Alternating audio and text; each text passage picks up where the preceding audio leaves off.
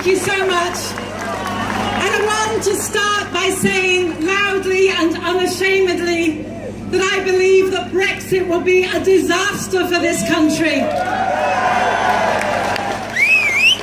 want to say that given the overwhelming evidence that it would make all of us poorer in so many ways, it is our patriotic duty to do everything we can to secure a people's vote.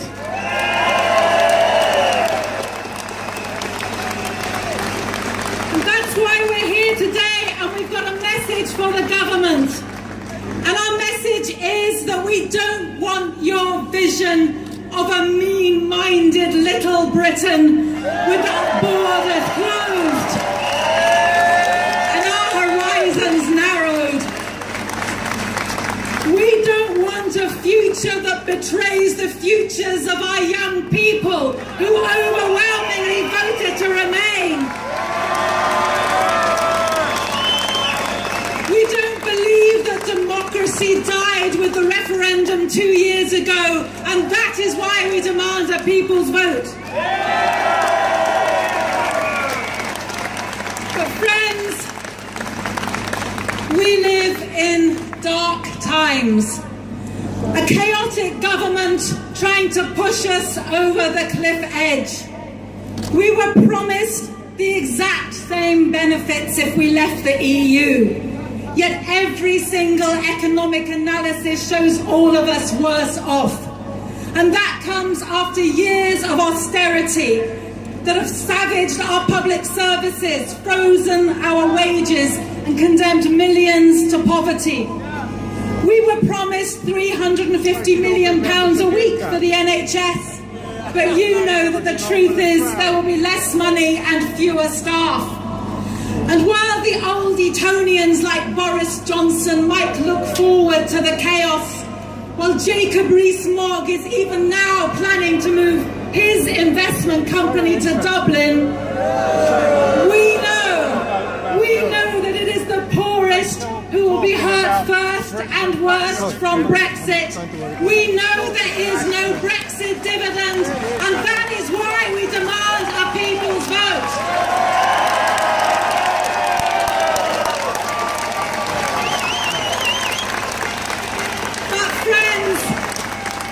This isn't just about the economy, it's about pride in our country.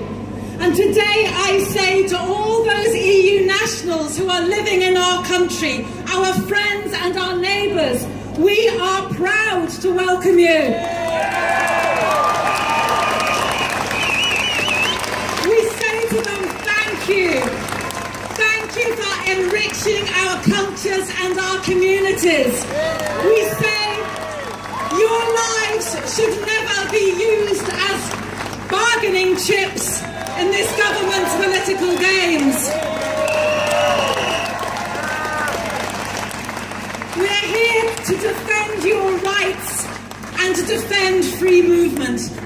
Friends, what a wonderful gift it is. What a precious gift it is to be able to travel and to work and to study and to live and to love in 27 other countries.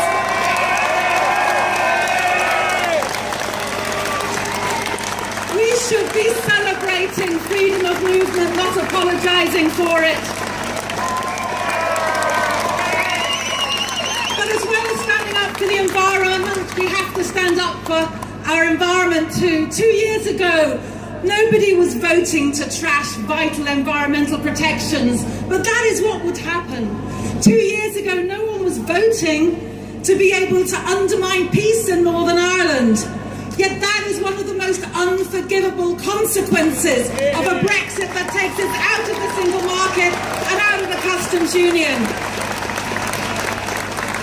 Putting the Good Friday Agreement at risk is criminally reckless. But we can stop that, and we can stop it with a people's vote. But finally, friends, I want to speak honestly about our movement. Because if we're to succeed, we cannot repeat the mistakes of the past. We can't afford to be defenders of the establishment of some kind of vapid centrism that has failed in the past and will fail again. Our campaign must be radical, it must be young, it must be diverse. It must listen to people, empower them and create reasons for hope.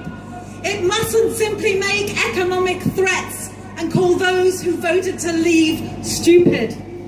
We must be different to win, and we have to win. And yes, the EU is flawed. Of course it's flawed. It is so ambitious. Any project would be flawed.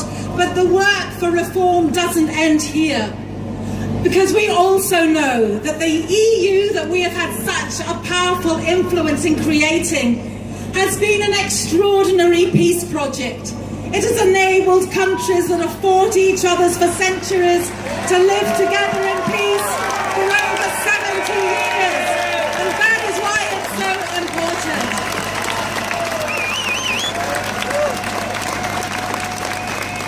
So friends, Brexit is not inevitable. It is not a done deal. Keep standing up for what you believe in. Make sure MPs over there can hear your voices today and every day. Together, let's demand a people's vote, and together we'll win. Thank you for being here.